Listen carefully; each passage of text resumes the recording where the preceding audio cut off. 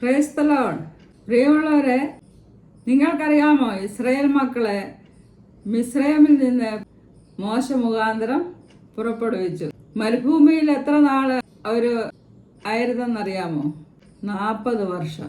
അവരെ 40 വർഷം മരുഭൂമിയിൽ കൂടെ ദൈവം എന്തിനാ നടത്തിയെന്നറിയാമോ?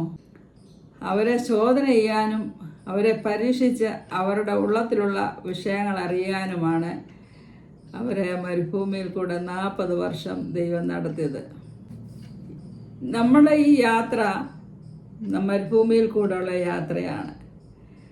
മിസ്രൈമിൽ നിന്ന് ഇസ്രായേൽ മക്കൾ പുറപ്പെട്ട് ഒരു ചെങ്കടലിൻ്റെ അവിടെ കടന്നു വന്നു. അതിനു മുമ്പ് അവരെവിടെയായിരുന്നു? ഫറവോന്റെ അടിമത്തത്തിലായിരുന്നു. അതുപോലെ നമ്മൾ രക്ഷിക്കപ്പെടുന്നതിന് മുമ്പ്, യേശുക്രിസ്തുവിനെ അറിയുന്നതിന് മുമ്പ് നമ്മൾ ഫറവോൻ എന്ന സാത്താന്റെ അടിമത്തത്തിലായിരുന്നു. എന്നാൽ ആ അടിമത്തത്തിൽ നിന്ന് മോശ മുഖാന്തരം ഇസ്രായേൽ മക്കളെ വിടുവിച്ചതുപോലെ യേശുക്രിസ്തു തൻ്റെ വചനത്താൽ അവനിലുള്ള വിശ്വാസത്താൽ നമ്മളെ വിടുവിച്ചു. ഇസ്രായേൽ മക്കൾ ചെങ്കടലിന്റെ ഭാഗത്ത് വന്നതുപോലെ നമ്മളും യേശുവിനെ ഹൃദയത്തിൽ കർത്താവെന്ന് സ്വീകരിച്ച് ആ ചെങ്കടലിന്റെ വക്കത്ത് വന്നിരിക്കുകയാണ്. രക്ഷിക്കപ്പെട്ട ഓരോ വ്യക്തികളും ആ ചെങ്കടലിൽ കൂടെ കടക്കേണ്ട ആവശ്യമുണ്ട്. എന്താണ് പ്രിയപ്പെട്ടവരെ? വിശ്വസിക്കുകയും സ്നാനമേൽക്കുകയും ചെയ്യുന്നവൻ രക്ഷിക്കപ്പെടും. ഒരുവൻ യേശുക്രിസ്തുവിനെ കർത്താവിൽ ഹൃദയത്തിൽ അറിഞ്ഞതിന് ശേഷം ആ ചെങ്കടലിൽ കൂടെ കടക്കേണ്ട ആവശ്യമുണ്ട്.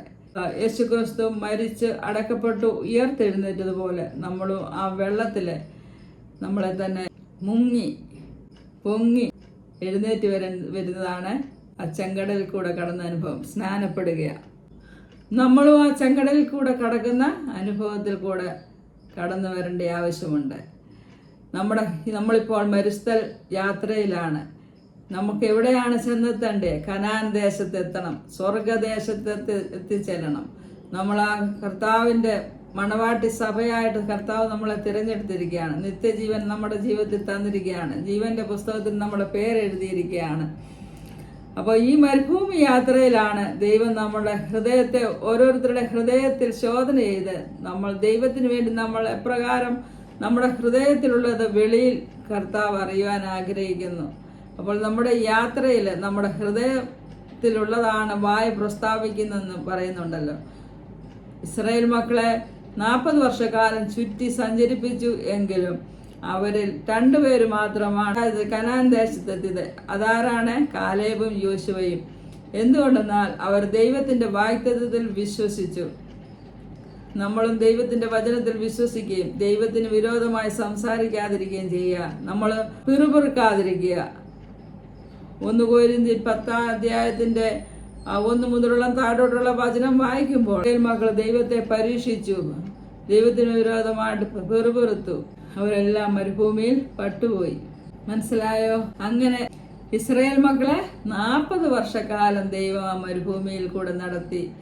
നമ്മുടെ ഉള്ളതിലുള്ള വിഷയങ്ങൾ അറിയുവാൻ ദൈവം നമ്മളെ ഇങ്ങനെ ശോധന ചെയ്യും. എന്നാൽ നമ്മൾ ദൈവത്തിന്റെ നാമമഹത്വത്തിന് വേണ്ടി നമ്മുടെ ഓരോ ചുവട് മുന്നോട്ട് വെക്കാമെങ്കിൽ പരീക്ഷയിൽ നിന്ന് കർത്താവ് വിടുവിച്ച് ജയത്തിലേക്ക് നയിക്കും. നമ്മളാരും ആ സ്വർഗരാജ്യം നമ്മളിൽ നിന്ന് കൈവിട്ടു പോകാതിരിക്കാൻ ദൈവം നമ്മളെ എല്ലാവരെയും സഹായിക്കട്ടെ.